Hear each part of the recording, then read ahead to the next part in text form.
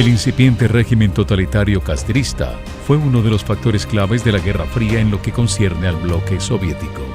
El liderazgo de la revolución vertiginosamente se transformó en una plutocracia al servicio de Fidel Castro, que a su vez actuó a las órdenes del Kremlin para proteger e impulsar sus intereses. La Cuba de Castro estaba al servicio de Moscú y los cubanos que se oponían a su tiranía estaban listos para combatir sus proyectos en cualquier lugar que fuera posible. Ahora, en este Congo tan lejano de nosotros y sin embargo tan presente. Y el Congo, África, donde el asesino en serie Ernesto Che Guevara combatía al mando de más de un centenar de isleños, fue uno de los primeros escenarios en los que los cubanos libres, con el respaldo de Estados Unidos, enfrentaron los propósitos imperialistas castristas y de la Unión Soviética. Y yo fui uno de los cubanos que fue a pelear al Congo contra los comunistas. Mi misión allí era mecánico y a la vez tenía que ser artillero porque la capacidad del bote no permitía tener demasiado personal. Anteriormente habíamos recibido entrenamiento de vuelo aquí en la Florida. Entrenamiento militar, ya estamos hablando de todo lo que con respecto a ametralladora, cohete, bomba, todo en general. Fuimos al Congo a combatir el comunismo, ahí teníamos información de que había infiltración de Cuba en el Congo, que lo querían coger, y estaba el Che Guevara también ahí. Nos plantearon ir a una misión que teníamos de mucha importancia en un lugar muy lejos. Ese fue el primer plano. Ya después que salimos de ahí y nos estaban dando el briefing final allá por el norte, nos dijeron dónde era, que era en el África. 19 hombres salimos juntos y llegamos a Leopoldville. Yo estuve en el Congo 4 años. Llegué al Congo en 1963 y estuve hasta 1967. Teníamos un americano que era el jefe de nosotros, el cual era el Reed Robinson. En mi función principal yo soy técnico de electrónica, especialista en comunicaciones y radar. De una forma u otra, quizás por mi posición, que yo tenía que más contacto con las dos lanchas diariamente, tenía la información que el famoso asesino Che Guevara estaba por la zona, el cual nos íbamos a tratar de controlar y eliminar el tráfico que tenía de una orilla a otra orilla del lago Tanganica. Cuando yo fui a entrevistarme con ellos, les pregunté que si había algo para Cuba, que era lo que a mí me interesaba. Me dijeron, no, de momento no hay nada para Cuba. Si se resuelve el problema de Cuba estando ustedes en África, salen directo en un avión de África directo para Cuba. Y si no sale, y si no se resuelve, cuando regresen aquí, tienen un barco con todos los hierros y luz verde para atacar, para hacer lo que ustedes quieran contra el gobierno de Cuba. Los pilotos somos un núcleo muy unidos, siempre hemos sido unidos, siempre estamos en las mismas, dando vueltas, venían pilotos de África, llegó Peinó, llegó Gastón Rodríguez, 2 o 3, a Ponzoa, que también fue a Puerto Rico, y empezaron a hablarme de lo que estaba pasando allá, que estábamos peleando contra los comunistas, que estaba Che Guevara allá con unos cubanos.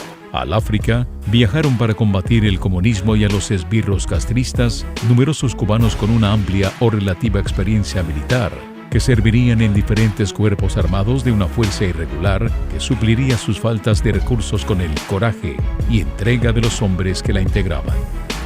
Uno de esos cuerpos armados estuvo integrado por marinos que en 2 lanchas rápidas habían luchado en el Caribe contra Castro y sus secuaces, en la confianza de que cuando terminaran en el Congo su misión, tendrían recursos y apoyo para seguir combatiendo al totalitarismo insular.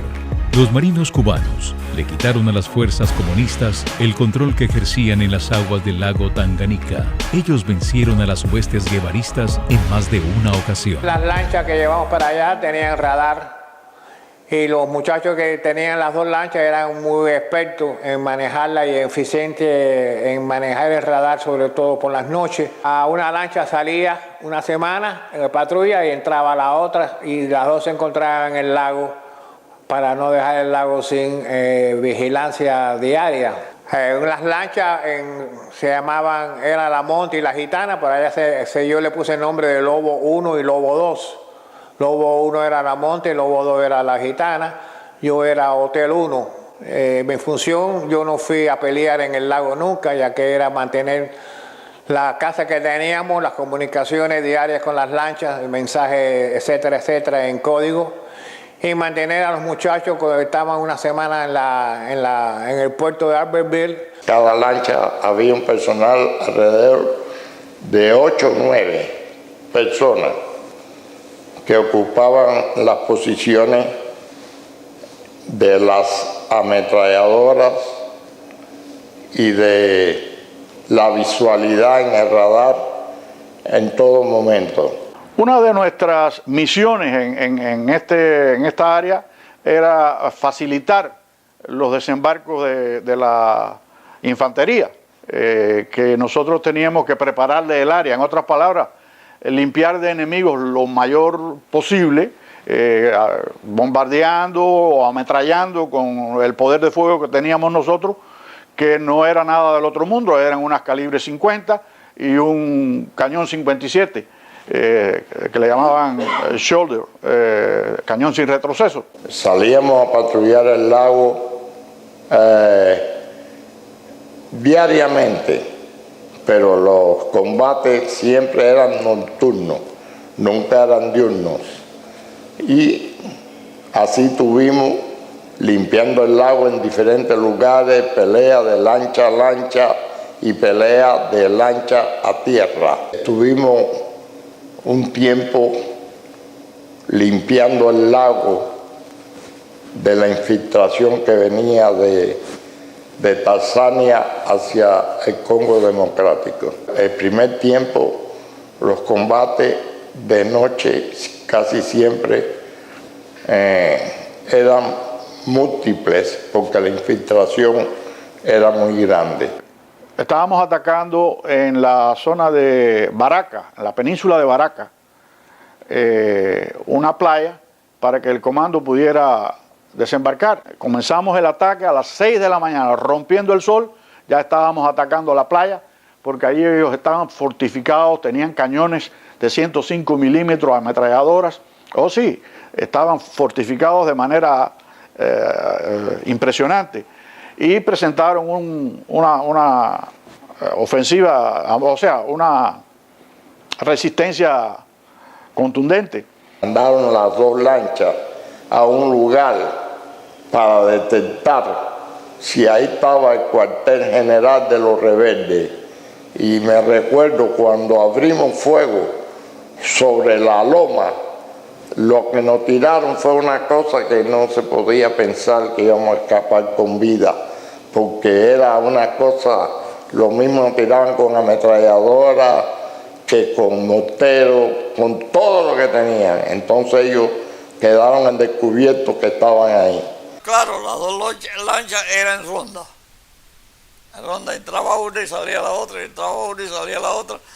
Y Papo Eulogio Reyes, el negrito de nosotros, estaba manejando una 50 y yo estaba manejando el barco atrás para tal, y vi que nos estaba tirando una 50 cada vez que hacía una ronda y le dije, Papo, levántame el tiro un poquito, porque hay uno ahí que ese no se mueve de ahí, ese está echando plomo para acá todo el tiempo.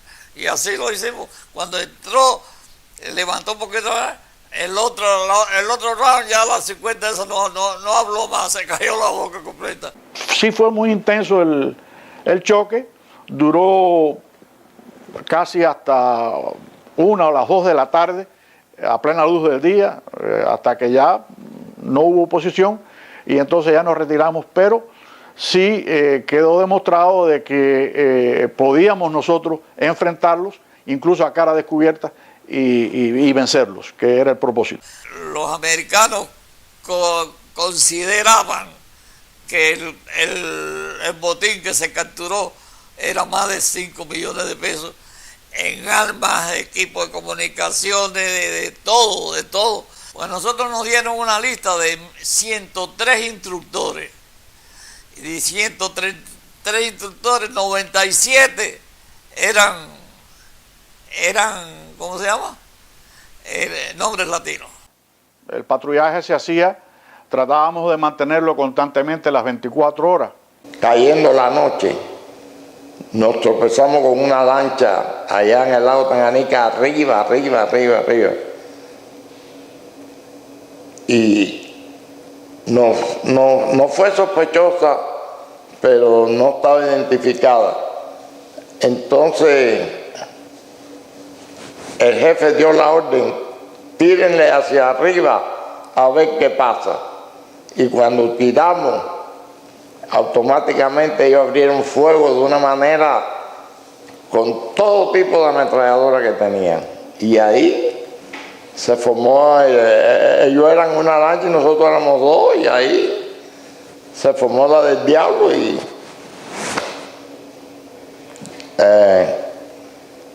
lo único que puedo decir es que la lancha quedó destruida. Una noche que veníamos saliendo precisamente de la base nuestra, que estaba en Albertville, que estaba al sur, y teníamos nosotros que subir hacia el norte, a no mucha distancia, por cierto, de la base nuestra, a unas pocas millas, a unas 20 o 25 millas, que ya íbamos subiendo, interceptamos un grupo de lanchas, 5 lanchas para ser específicos, en el radar. Era de noche, era ya alrededor de las 8 o 9 de la noche, interceptamos un grupo de lanchas, a las cuales inmediatamente que nos convencimos que era el enemigo, bueno, pues entramos, hicimos contacto con ellos, empezamos el fuego, ¿no?, a combatir. En esa operación, en el momento que se desencadena ya la lucha propiamente dicha, notamos que una de las lanchas se separó del grupo, se mantuvo por un rato sin hacer fuego ni hacer notar su presencia, mientras nosotros estábamos combatiendo contra las 8 lanchas, que por cierto combatieron duro. No vaya a creer nadie que la cosa fue fácil, ni mucho menos. Estuvimos a corta distancia y a fuego intensivo por ambas partes, como alrededor de hora 45 minutos, intensamente, al punto de que algunas de las ametralladoras se quedaron sin munición, etcétera. La cosa se puso, como decimos, color de hormiga. Pero indiscutiblemente que nosotros teníamos superioridad en algunas cosas, como por ejemplo nosotros teníamos un radar que dudo mucho que ellos lo hayan tenido, porque eran lanchas pequeñas. Y el radar nos permitía a nosotros darnos el lujo de localizarlos a ellos aún en la oscuridad de la noche. Nuestro fuego era también mucho más intenso y más poderoso, porque las nuestras eran calibre 50, dobles. Y el cañón 57, que también era un arma poderosa ahí en ese momento. En un momento determinado, parece que ellos, la comunicación por el radio, les permitió saber de que estaban llevando la peor parte, y esa lancha que se movió se apartó del fuego en ese momento, tomó rumbo a la costa de Tanzania inmediatamente, sin parar ni regresar. Nosotros ya en esos momentos no podíamos ni perseguirla, ni mucho menos. Primero porque no sabíamos nada de exactamente quién era el enemigo. Sabíamos que allí habían cubanos y que estábamos combatiendo contra cubanos castristas, que ese era el objetivo, pero no específicamente lo que resultó ser después, o suponemos que resultó ser después, que era la presencia de nada menos que el Che Guevara en persona en esa lancha. En una ensenadita, esa era la ensenadita de Casimba, y estábamos allí haciendo un tiempo, era pleno mediodía, y yo estoy mirando, veo que viene un avión y que se lanza. Yo vi que el avión se tiró en picada y abrió fuego porque el agua salió, pero no salió. Y entonces dije, vamos con las lanchas para allá, que un avión se cayó. Y cuando llegamos al área del avión, ahí estaba la mancha de aceite, y recogimos una goma, recogimos el casco del piloto partido y cartas de nada. Unas cuantas cosas nada más. Ya después que las 2 lanchas nuestras tanto la Monte como la Gitana con su personal, empezó a controlar todas esas posiciones, la infiltración se detuvo en un 70%. Se neutralizó prácticamente el tráfico de mercancías, prisioneros y armas de ellos. Tuvimos una serie cerca de un mes más en patrulla y después se decidió que ya no había más tráfico, que nuestro trabajo había sido completo y triunfante. Cubanos comprometidos en la lucha contra el comunismo sirvieron en el cuerpo de infantería en la Guerra del Congo, donde se encontraba Ernesto Che Guevara cumpliendo órdenes de Fidel Castro. El tirano cubano se había asociado con Pierre Mulele, un sujeto que había sido ministro de Patricio Lumumba, quien después de la muerte del líder congolés viajó a la China comunista para recibir entrenamiento militar y liderar la revolución Simba, junto a Gastón Sumialot y Christophe Benye, respondiendo todos al liderazgo maoísta. Fue, según lo describen nuestros protagonistas, una fuerte experiencia que les permitió apreciar la crueldad extrema de sus enemigos, que ejecutaban secuestros de religiosos y de diplomáticos, incluidos mujeres y niños, y hasta asesinaban sin piedad a sus rehenes. Después de haber pasado un entrenamiento, fuimos para el Congo. Estuve en un lugar que se llama Camina, que es una de las bases más grandes, y después fuimos a un ataque que hizo en un lugar que se llamaba Bumba. Después de ahí salimos y fuimos a rescatar unos prisioneros que había en el kilómetro, creo que era 8. Bueno, la operación de Stanleyville se da con el ejército congolés, era el que iba al frente. Después venían los surafricanos, no vamos de surafricanos. Y por último, la retaguardia era los 3 vehículos de nosotros, que eran 2 jeepes y la camioneta, que era la última, que era la que yo iba manejando. La misión de nosotros era, antes de llegar a Stanleyville, teníamos que desviarnos para rescatar a los miembros de la embajada americana de Stanleyville, en la cual estaban todo el personal de la embajada que los tenía Mulele como rehenes para protegerse, para no ser atacados. Nosotros rescatamos a los que quedaban de rehenes, porque muchos se dispersaron y se habían ido cuando los guardias empezaron a abandonar. Entonces fuimos para el aeropuerto de Stanleyville y los entregamos al C-130 que se los llevaba para Leopoldville. Fuimos al rescate de unas familias que habían ahí, unos misioneros, en el kilómetro 8, creo que 8, 18, no recuerdo bien. Aquello daba grima porque estaba lleno había muchos niños, mujeres. Nos contaron los mismos misioneros, al padre de los Macmillan lo matan 1 hora antes de nosotros llegar, porque se había roto la bomba del pozo.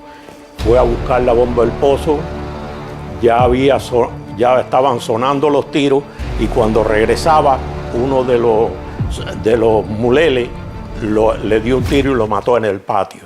Pero lo que más me impresionó a mí fue en aquello, no fue ni los tiros ni nada de eso, fue entre los que rescatamos. Había una niñita y yo estaba con una ametralladora y la niñita tuve que ponerme entre las piernas. Se acostaba en la pierna, la niña tendría, me imagino que no llegaba al año. Y ustedes saben que la ametralladora va soltando los casquillos calientes, entonces yo tenía que estar preocupándome en tirar y que no le cayeran los casquillos a la niña en la cara, porque yo me imagino que si está viva esa niña debe ser sorda, porque imagínate ese tableteo de ametralladora arriba de tu cabeza, con esa edad debe estar sorda. Rescatamos a todos los niñas y hombres y mujeres, los acomodamos en los 2 vehículos que teníamos y nos fuimos para Stanleyville, donde tuvimos 2 o 3 emboscadas antes de llegar, porque los Muleles venían huyendo de Stanleyville hacia la selva y nosotros íbamos de la selva hacia Stanleyville. Hirieron a Rip, que era el jefe de nosotros, en la cabeza.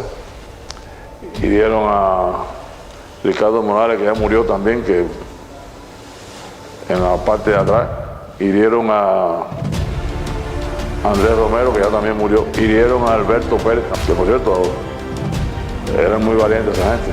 El C-46 hizo un aterrizaje porque se le rajó un dinamo en la selva, por allá por Olimpio, no me recuerdo el lugar. Y entonces hubo que ir por tierra para aguardar el avión y por aire para vigilar y observar la zona. Y yo iba con Gastón en el avión, en el de cola, donde llegamos, donde estaba el avión aterrizado. Y ahí pues estuvieron dando reconocimiento como 1 hora o 2 a la redonda en toda la selva aquella, porque el avión fue de reconocimiento por el aire. Y las otras gente fue por tierra y estaban ahí en el lugar. Varios cubanos que habían combatido como pilotos en la expedición de la Brigada 2506 en abril de 1961 contra el totalitarismo castrista cumplieron roles muy importantes en la Guerra del Congo.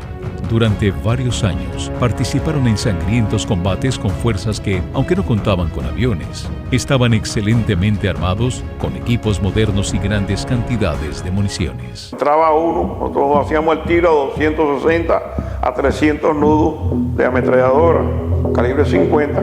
Saliendo uno, entraba el número 2 y si éramos 4, pues seguíamos.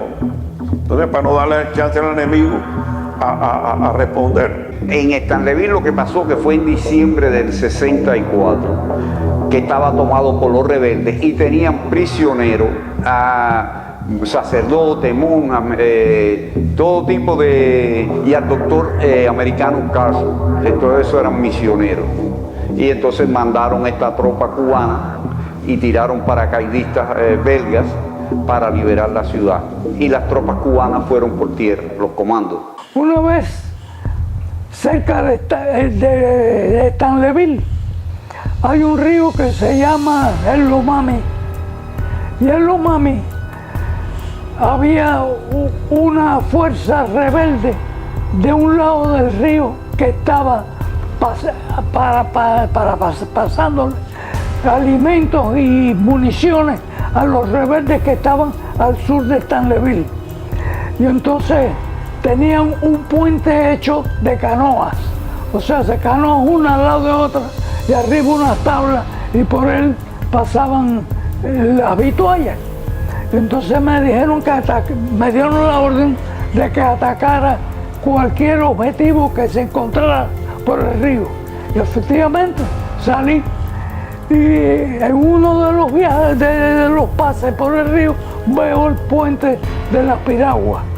Pero que en el lado este del puente era una llanura muy grande y el lado oeste del puente, o sea, la margen oeste del río, había selva. Entonces era muy propicio al ataque porque podía venir bajito y empezar a atacar el puente desde lejos y después subir. Pero que como uno viene entusiasmado con lo que está haciendo y pensando, haciendo las cosas como es debido, pues me perdí mucho tiempo en estar tirándole los cohetes y con las ametralladoras a las canoas. Y de buenas a primeras me encuentro en la selva delante del avión. ¿Y qué hago? Si cojo y jalo el avión violentamente para trepar, me hubiera caído el avión en pérdida. Y en vez de eso, cogí, trepé un poquito, pero partí para arriba de la selva y me llevé árboles, troncos y todo. Y cuando el avión llegó a Stanleyville, me dice la gente, oye, ¿dónde estabas tú? Le digo, ¿por qué? Dice, mira a ver cómo están los motores. Dentro de los motores, entre el cable del motor y el radiador y los cilindros estaban llenos de ramas de árbol. Yo fui capitán de B-26 en la operación del Congo. Fui directamente a la base de Camina, que es en el centro del Congo, una base de la Fuerza Aérea belga originalmente. Y ahí pues volé por primera vez el B-26K habían unas cuantas bases donde había operaciones, depende cómo se fuera moviendo la guerra y donde haría falta la ayuda aérea, el poderío aéreo. Había trenes en la provincia de Katanga que estaban sirviendo a los rebeldes. Y entonces hubo algunas misiones que atacamos los trenes. Ahí salimos el capitán Tristán García y yo. Y nos dieron órdenes de encontrar el tren y nos dieron más o menos por dónde estaba, localizarlo y atacarlo. Y hicimos eso, lo atacamos con roques y con cohetes y con ametralladora calibre 50. Lo paramos, se paró y entonces los mercenarios de tierra pudieron terminar la operación esa. Al norte de Stanleyville, donde estábamos haciendo una cobertura a unas tropas del ejército congolés y nos atacaron ellos a nosotros. Íbamos haciendo lo que se llama un reconocimiento bajito. Y ahí me le dieron unos cuantos impactos al avión. O sea, ellos estaban muy bien armados. Todas las armas de ellos venían provenientes de Tanzania, cruzando el lago Tanganica. Y tenían todo tipo de armas, malas que le capturaban al ejército congolés. Y una vez hicimos una operación para atacar a Kiowa y a Yungo a la vez. Y me acuerdo que había uno de los pilotos nuestros que estaba en un T-28 y yo iba en un B-26K. Y dice, vimos el nido de ametralladora que tenían en la cima de la loma. Y dijo el piloto del T-28, espérate, que esto yo lo quiero para mí. Y cogió por T-28 2 o 3 mil pies por arriba de la sierra, pero metió una picada casi vertical y me metió al nido de ametralladora y acabó con todo lo que había ahí. Ese nido de ametralladora después lo volvieron a reparar, parece que los cubanos, ¿no? Y en otra operación que hicieron un B-26 solo, cogieron y le tiraron al B-26 y le pararon un motor. Cuando te dan un tiro en un avión, es como si tú estuvieras metido en un bidón. De eso era que te den un combate así, suena ¡pam! Y ¡pam! Y eso era que uno atrás de otro. Y salí yo, no sé por dónde. Cuando tú haces lo que llaman evasion, o sea que tú tratas de evadir, tú haces expulado, pero al mismo tiempo no haces expulado seguido, sino que te desvías o sea, esquiva, igual que hacen los barcos exactamente. Pero así todos me dieron como 6 tiros. A mí me designaron a una base que se llama Bunia, que está en la frontera con Uganda, allá pegado al lago Alberto. De ahí yo salí nosotros le decíamos a los americanos espiones. Llevaba un americano conmigo que era de la compañía, que se llama Dick Holmes. Y salimos a una operación en la tarde. Íbamos 2 aviones. Conmigo en el otro avión iba Juan Tuñón. Salimos y nos fuimos a hacer una misión a través de las montañas. Pasamos las montañas al otro lado, hacia el norte más o menos. Y ahí encontramos unos camiones rebeldes, estuvimos tirando. De ahí salimos, seguimos patrullando y el tiempo se nos cerró. El tiempo se puso malo y no podíamos regresar. No teníamos por dónde pasar porque no había ayuda y todos estábamos rodeados de montañas. Y ahí perdimos la orientación, nos quedamos casi sin combustible y ya era tarde, casi la noche. Y yo decidí, porque yo era el que iba de los 2 aviones, yo era el líder. Yo decidí, la conferencié con el otro piloto y le dije, mira, de aquí no vamos a ningún lado. Se nos va a acabar el combustible. Antes que se nos acabe el combustible, vamos a hacer un forzoso, vamos a tirarnos en la selva porque es mejor tirarte con motor que sin motor. Y nos tiramos, me tiré yo primero, yo le dije a ellos, voy a elegir un campo, me tiro, tú eliges uno y tírate lo más cerca posible que pueda. Nos tiramos en el avión mío, me tiré con el americano atrás, con Dick Holmes, y el avión en cuanto tocó tierra, cogió candela, fuego, explotó fuego. Pero yo pensé que como yo no tenía ningún problema, yo salí, pero cuando salí que estaba ya alejándome, siento al americano atrás gritando por ayuda. Entonces miré y lo ayudé a salir del avión porque él estaba quemado. El fuego se metió en la cabina de atrás y él estaba quemado. De ahí salimos, lo saqué y ya estaba un agua torrencial, empezó a caer, se oscureció enseguida y tratamos de conseguir un área lo más cubierta posible por árboles. Cuando aclaró, el área no era tan boscosa como lucía por la noche. Y estábamos cerca de un riecito. Y ahí dice, bueno, él estaba todo quemado, de los pellejos guindándole, tuve que cortárselo con el cuchillo y demás, porque lo tenía, ¿te has visto cuando los guantes que te pones para fregar? Cuando te los quitas que quedan, así mismo tenían los pellejos. Entonces yo tuve que cortárselo, tuve que ayudarlo a orinar porque él no podía hacer nada, estaba medio ciego del fuego. Y dije, bueno, vamos a caminar a ver qué encontramos. Al otro día salimos a caminar, él no podía casi caminar, me lo eché al hombro, traté de caminar, pero no se podía. Le dije, yo no puedo seguir contigo, yo tengo que dejarte y lo mejor posible, y yo te prometo que si yo salgo, yo te regreso a buscar.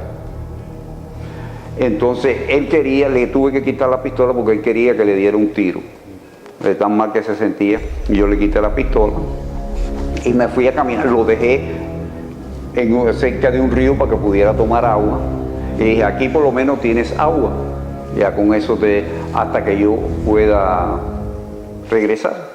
En ocasiones, las diferentes fuerzas cubanas, Marina, Infantería y Fuerza Aérea, participaron en operaciones conjuntas de gran peligrosidad, en la que tuvieron lugar sangrientos enfrentamientos. Hay un lugar donde hay una carretera de asfalto, una carretera bastante buena, que es buena por un corto trayecto, ¿no? Y hay un puente, el río Elila, y tiene un puente grande. Y entonces cuando estoy volando arriba del puente, por radio siento que nos están llamando, pidiendo auxilio, ayúdenos, nos están atacando, han matado a no sé cuántos, y qué sé yo. Y le digo, ¿y dónde están ustedes? Y dice, no, nos están atacando, tienen una emboscada, y nos han matado a fulano, a mengano. Le digo, pero bueno, ¿dónde están ustedes? Dice, nosotros estamos en un puente sobre el río Elila. Le digo, hazme un favor, mira hacia el cielo y dime si tú ves un avión ahí. Y el tipo me dice, sí, lo vemos. Le digo, bueno, ese soy yo, dime dónde están el enemigo. Y me dijo, no, el enemigo está cruzando el río en un bosque, unos bosques. Y entonces nosotros volamos hacia el bosque y tiramos dos cohetes pocas cosas, porque teníamos hasta 70 y pico cohetes, podíamos tirar a la vez. Tiramos 2 o 4 cohetes y efectivamente salieron como moscas de ahí, 2 jeeps. Entonces el otro día por la mañana llegó la aviación y entonces junto con la aviación entramos en combate. Lo que pasó, no sé, pero sí sé que fue un combate bastante extenso, más de 2 horas, y aquello fue tremendo. Fue una batalla tremenda, una batalla campal. Un apoyo de desembarco, porque había un campamento que sabían que estaba grande, entonces los mercenarios venían por tierra a entrarle por atrás al campamento, y nosotros estábamos por dentro, por el agua, castigando, que no. Y un momento de eso yo miré en un pase de tierra, porque ahí estábamos con las 2 lanchas haciendo pases, una detrás de la otra, que el capitán del lado de nosotros se me metió en la cabina y le dije, si usted no puede salir aquí y manejar aquí atrás, déjeme a mí el control de la lancha. Porque metido allá abajo, tú no ves lo que está pasando, una lancha y otra, cuando viene a ver, nos crucifican ellos mismos. El sentido del deber y la camaradería primaron sobre consideraciones egoístas, y varios combatientes arriesgaron sus vidas para salvar a sus compañeros. Entonces me fui a caminar. Estando caminando, sentí ruido y eran como 3 o 4 africanos que venían por un trillo. Y yo me escondí para ver si los podía parar, coger o algo. ¿Qué va? Cuando le di el alto se me perdieron más rápido que enseguida se me perdieron los africanos. Y yo seguí caminando, di con una aldea. Esa aldea estaba con mujeres nada más. Esto es todo territorio rebelde, pero yo decía, tengo que jugármela. Y entré a la aldea. Y ahí traté de entenderme con las africanas, las negras. Y me trajeron agua y demás, y tomando, y entonces haciéndome pasar por cazador de elefantes italiano, que estaba perdido. Al rato empezaron a llegar los hombres y llegó el que yo traté de parar en el medio de la selva, que era un negrón grande. Yo tengo fotos de él por ahí, se llama Faustino. Y para suerte mía, él hablaba inglés, porque aprendió inglés. Esto fue cerca de la frontera con Sudán, y él aprendió inglés en Sudán porque el hermano de él era el Paramount Chief de esa área y lo mandaba a estudiar a Sudán. Entonces me dijo, no, tú no eres ningún cazador de elefantes. Yo, nada, tú estabas en el avión que se cayó ayer por la tarde. Le dije, bueno, sí. Entonces, pero él no era rebelde. Nosotros no somos rebeldes y vamos a tratar de ayudarte en todo lo que podamos. Yo te voy a ayudar a salir de aquí. Fuimos al otro avión.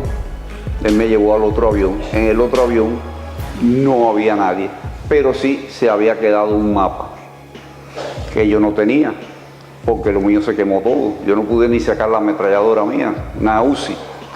Lo único que pude sacar fue la pistola mía, la 9 milímetros. Y fuimos al avión encontré el mapa, me llevé el mapa, entonces fuimos a donde yo había dejado el americano. El avión había caído dentro de unos árboles y estaba en pedazos, pero la cabina estaba ahí intacta. Él se había llevado, él sobrevivió, se llevó la ametralladora. No sé si se llevó más de un mapa, pero uno quedó, el cual me ayudó a mí. Ahí fuimos entonces a donde estaba el avión, donde yo había caído, que no lejos de ese avión estaba donde yo lo dejé. Fuimos allá, cuando llegamos allí, lo encontramos a él, al americano, a Holmes, como 15 o 20 metros, que se había arrastrado, alejándose del río. ¿Por qué? Estaba cubierto de abejas. Las abejas le cayeron, las abejas se lo estaban comiendo, parecía un panal de abejas. Entonces ahí le quitamos las abejas, él estaba mal. Los negros estos africanos hicieron una camilla con palos y bejucos y demás, y el avión mío estaba quemado, era un cascarón. Ahí lo llevamos, regresamos a la aldea. Entonces decidimos que en la mañana yo iba a salir a buscar refuerzos al sitio más cercano, que era Polis. Polis estaba como a 300 millas donde estábamos nosotros. Dejamos a Dick Holmes en la aldea con las instrucciones de esconderlo en la selva. No darle nada más que frutas. Esas fueron las instrucciones que yo le di. Y guardar el paracaídas de él, que sí que se salvó. O el paracaídas de Tuñón, del avión de Tuñón, uno de los paracaídas. Se salvó. Cuando nosotros regresemos, dale instrucción a tu gente, que regresemos en el helicóptero a buscarlo, que pongan el paracaídas para verlo y entonces que lo traigan a él donde lo tengan escondido. Y nos fuimos a caminar y estuvimos caminando como una semana hasta llegar a la base. Y ahí él se consiguió una bicicleta, había veces que andábamos en bicicleta, otras en canoa, otras con la bicicleta al hombro y a pie, y así hasta que llegamos. Comíamos plátano, piña, huevos crudos, lo que ellos conseguían. Agua de los ríos, no me dio ni un dolor de barriga, nada, no perdí ni una libra, porque me alimenté bien. Entonces llegamos a una ¿cómo se llama? Un post, una posta, y ahí nos identificamos, entonces nos llevaron a Polis en camión. Ese día regresamos La gente del helicóptero, los belgas, querían que yo viniera con ellos para enseñarles dónde era. Y a mí el helicóptero ese no me gustaba porque tenían bastante problemas, los bananas esos, los H-21. Y así fue. Dije, no, yo me voy en un T-28. Y me fui en un T-28 con el capitán Travieso. Me fui en el asiento de atrás. Fuimos 2 aviones, en el otro iba el capitán Ardoy, Luis Ardoy. Llegamos al área, sacaron el paracaídas como las instrucciones, porque en una vuelta y demás. El negro Faustino con sus 2 ayudantes iba en el helicóptero. El helicóptero, tratando de aterrizar, se cayó. De ahí se recogió a Dick Holmes, se trajo a Polis, ya se habían hecho preparativos y vino un C-130 de Estados Unidos, de Leopoldville, a recogerlo con médicos y demás. Cuando yo lo vi, parecía un saco de carbón, porque estaba negro, de las cosas que le habían echado, lo cual después averiguamos que fue lo que lo salvó. Es importante destacar que aunque todos los expedicionarios habían ido a combatir a los enemigos de las democracias, fueron capaces de sostener buenas relaciones humanas, tanto con los congoleses como con los europeos residenciados en esa región. Pues era una buena relación, afable, no nos miraban a nosotros como enemigos, ni mucho menos, al contrario, se daban perfecta cuenta de que nosotros estábamos tratando de ayudarlos a salir del atolladero aquel en que se encontraban, ¿no? Porque era evidente que aquella invasión revolucionaria de los lumumbistas y de todo aquel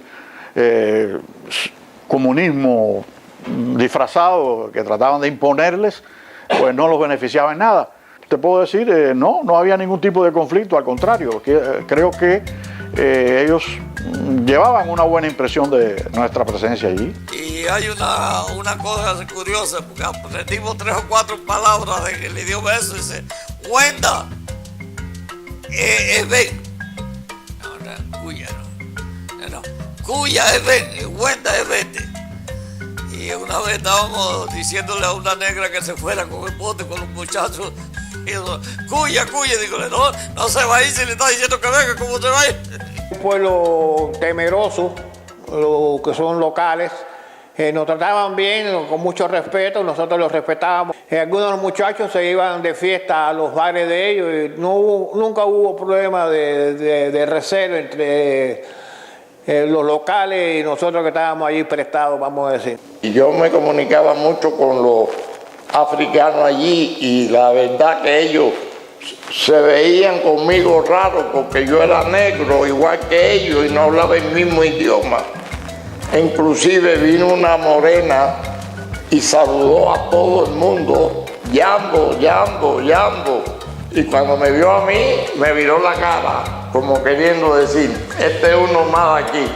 Y entonces, ¿qué le pasa a esta señora que no me saludó a mí? Y entonces ella le pareció que cuando iba caminando que era yo el que estaba hablando y no hablaba el idioma de ella. Entonces me quería llevar de todas maneras con ella. Cuando se dio cuenta que yo no era de ahí.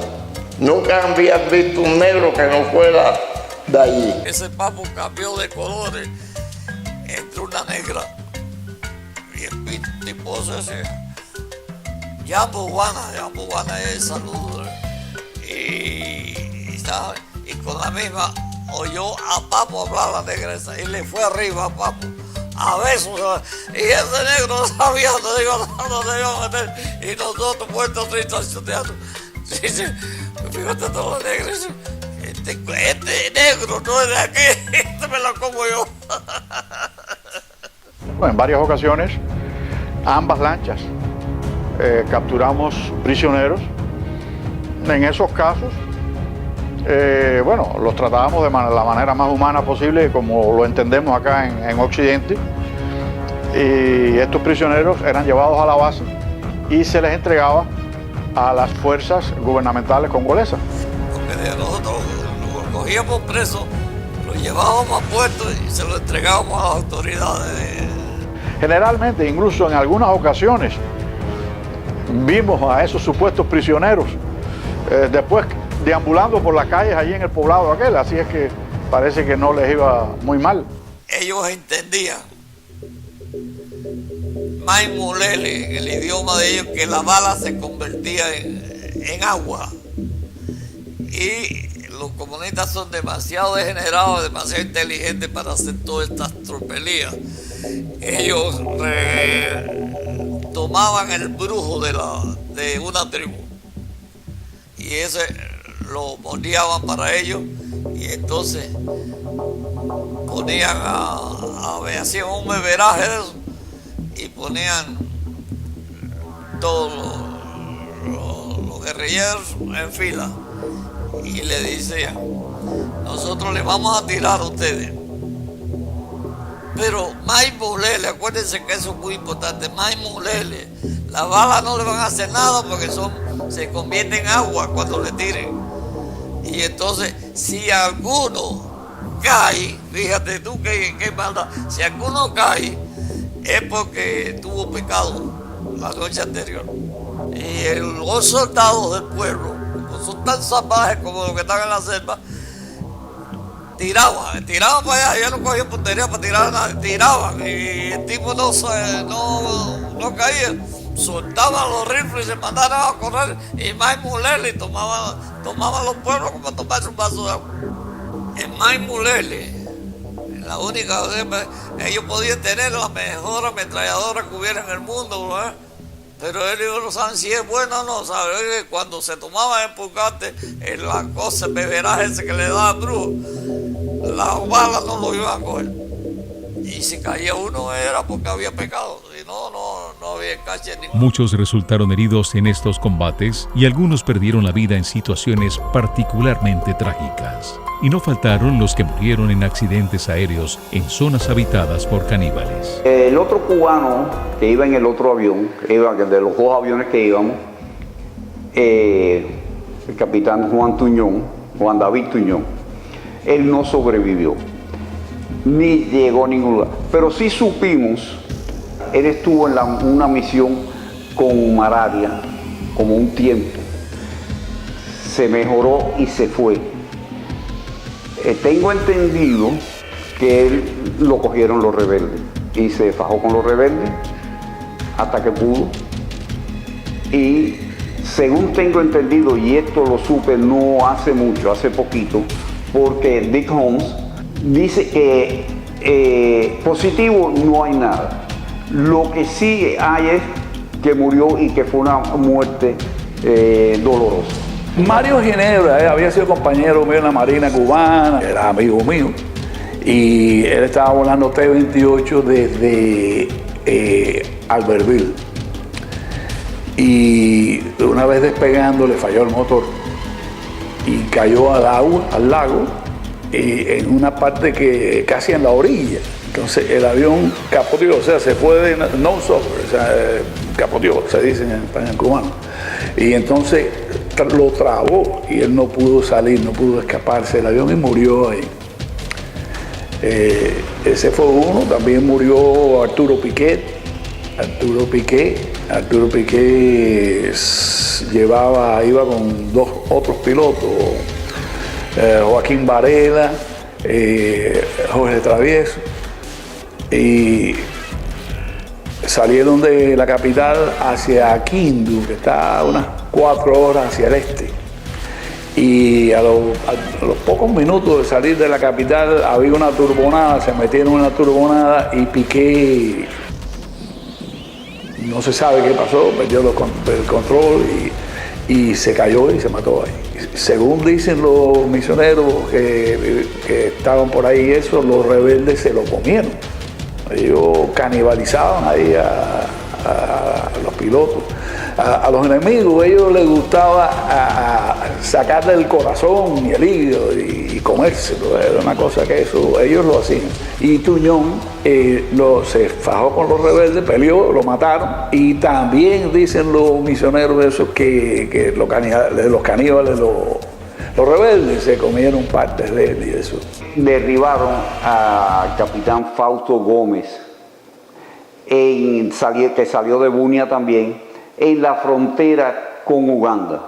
A él lo derribaron, a él lo mataron ahí, y yo no sé si lo rescataron o no, pero no creo que lo rescataron. Sucedió de que Fausto Gómez pues bajó y me dijo, mantente arriba y voy a entrar de nuevo. El número 1 y el número 2, ¿no? Y en esa parte pues yo entré, cuando voy bajando, veo que había una explosión abajo y le digo, pero ¿qué clase de tipo? Y después resultó que era él que le había dado a la tierra, a los árboles y a todo allí. Parece que tuvo contacto con una bala cuando iba bajando o algo de eso. Esa es la realidad de cómo sucedió. Y la verdad que caerse en el Congo esa gente te cortaba en pedacitos. Y la mayoría de ellos eran caníbales. En mi primera misión en Congo, acababa de llegar, yo creo que llevaba ya 3 semanas, 4 semanas. Había que llevar unos mecánicos de Leopoldville a Luxemburgo, que era como unas 400, 500 kilómetros. Y yo, como tenía experiencia en ese tipo de avión, pues me ofrecí a llevarlo. Cuando llegamos al lugar no pudimos, la navegación estaba en mal tiempo, y con mal tiempo ahí no tiene ninguna visibilidad, no sabe dónde está, o sea, estaba perdido. Viré para atrás a ver si podía regresar otra vez a la capital, pero no tenía gasolina. Encontré una pistica pequeñita ahí y nos tiramos ahí.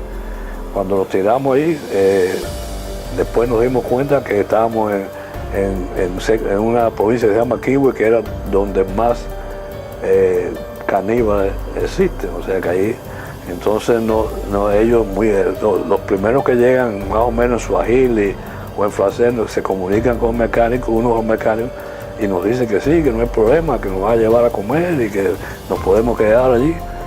Entonces nos damos cuenta que la comida no era comida, la comida vamos a hacer nosotros. Pero da la casualidad que lo que nos salva es que habíamos antes reportado por radio más o menos donde estamos. Y entonces nos salen a buscar Tony Black, Jorge Vighieri, otros más, un italiano, en un T-28, en los T-28. Y cuando nos encuentran, ven que de las montañas estaban bajando gente. Entonces le decimos lo que está pasando. Ellos no le dispararon a matar, pero le metieron 4 o 5 cohetazos cerca, y entonces ellos se paran. Al pararse ellos, yo digo, Messier, pues me acuerdo que era Messier, serle a mí allá arriba, cuidado. O sea, que esos son mis amigos allá arriba, que tengan cuidado. En ese momento ellos se frenaron y nos respetaron. Ya la comida cambió, no éramos nosotros, nos dieron algo ahí, uno de tomar. En aquel momento después llega un avión de transporte y nos tiran unos bidones de gasolina, de los cuales 5 que nos tiran, 3 explotan, pero 2 de ellos pudimos sacarlos y llenamos del avión y nos fuimos allí. La solidaridad es una de las expresiones más constantes del exilio cubano, respaldo que de maneras diferentes no solo se ha manifestado entre los compatriotas, sino también hacia otros pueblos y de disímiles maneras, como demuestran las labores de apoyo realizadas por el Miami Medical Team y los veteranos de la Brigada 2506.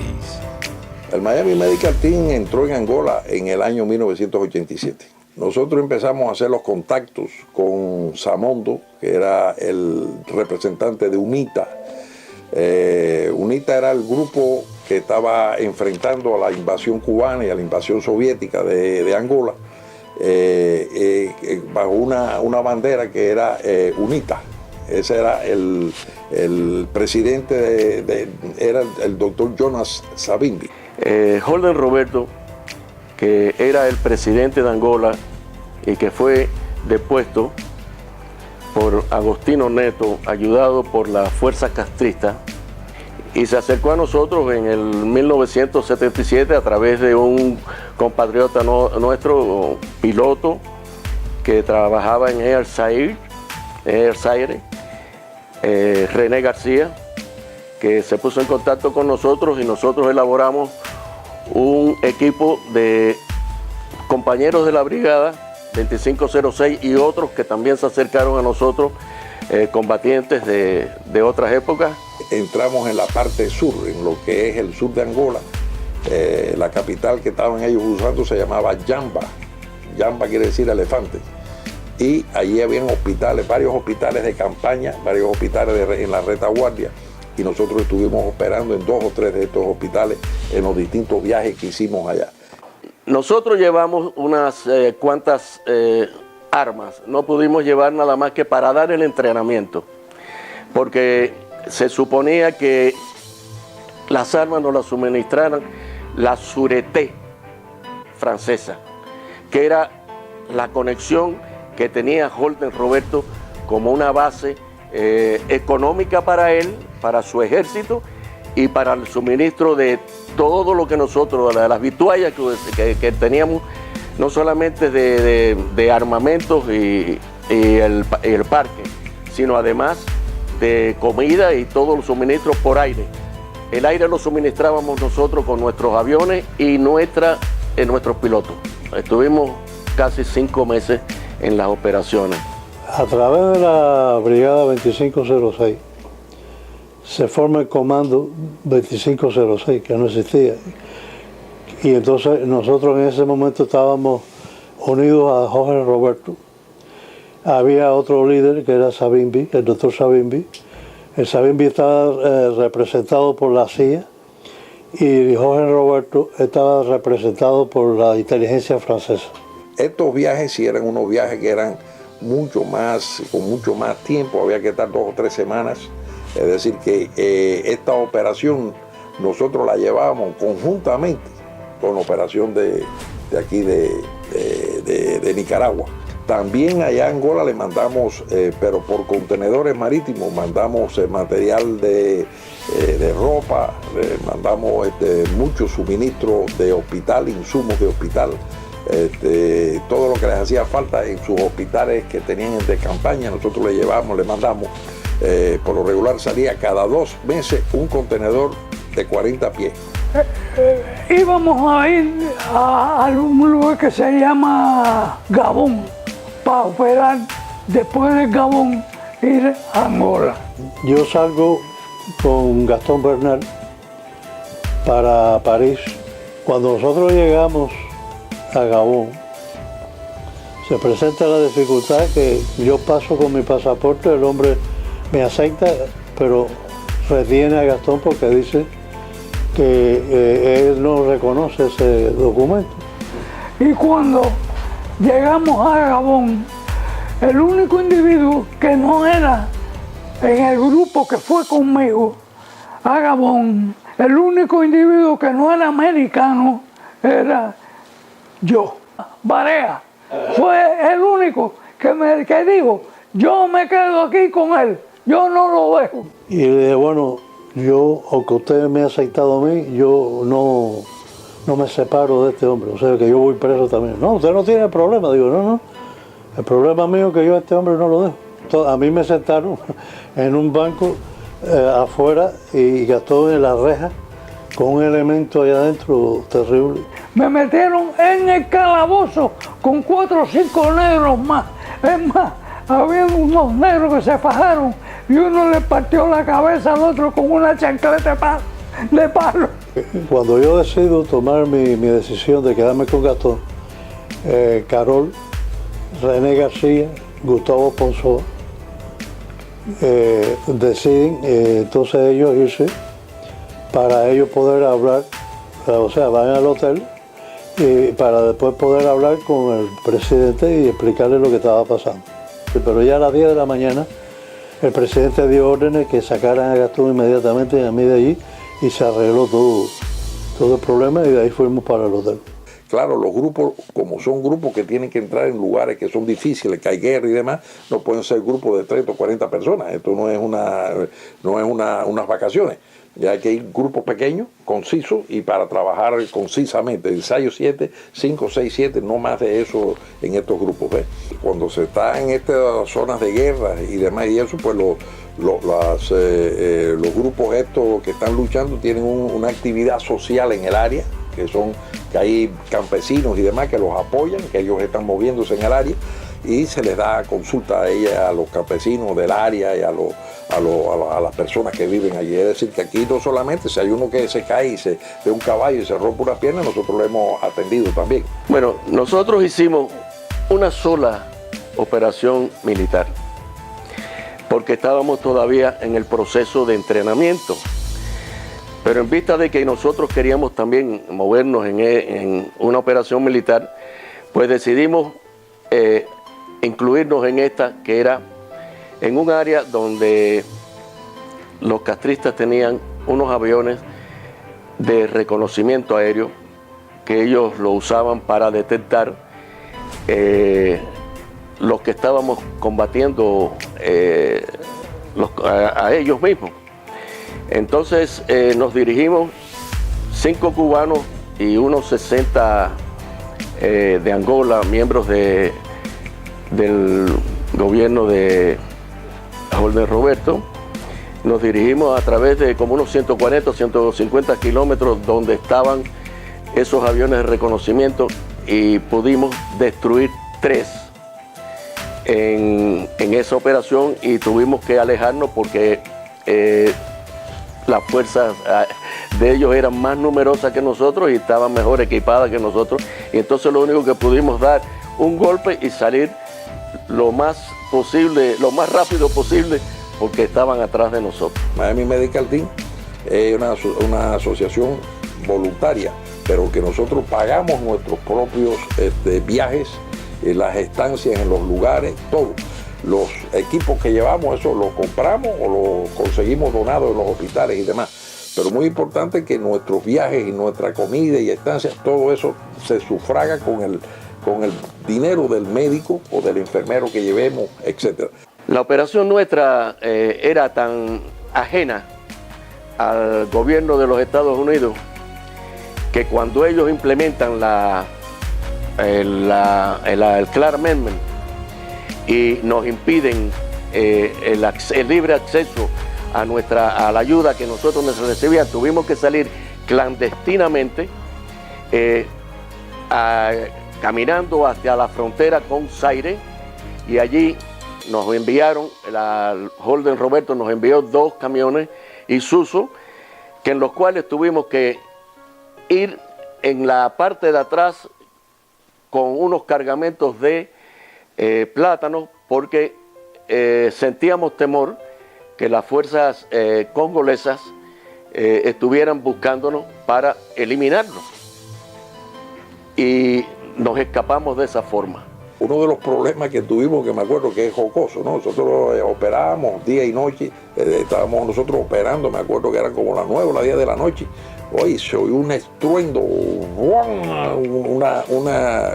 clase, yo digo, están tirando con mortero. Y cuando no, tranquilo todo el mundo, nos dijeron allí los angolanos. Cuando, no, eso fue un accidente que hubo ahí. Y sí, cuando salimos, que fuimos a ver aquello, que estaban aquellas personas allí agitadas y demás, había sido un elefante que había pisado una mina antitanque y había volado con todo aquello ahí, estaba el pedazo de elefante por todos lados. Y bueno, aquello fue una cosa que para nosotros fue un susto y al mismo tiempo nos dio risa después, pero quiero que sepa que esa gente allá en África respeta mucho a los animales, y eso fue como una especie de tragedia allí para el grupo, aquel grupo de hombres y mujeres y niños, como veneraban al elefante aquel. Hubo bastante sangre cubana derramada por la lucha, pero al final fue un triunfo completo contra el comunismo y tuvieron que retirarse de toda esa área.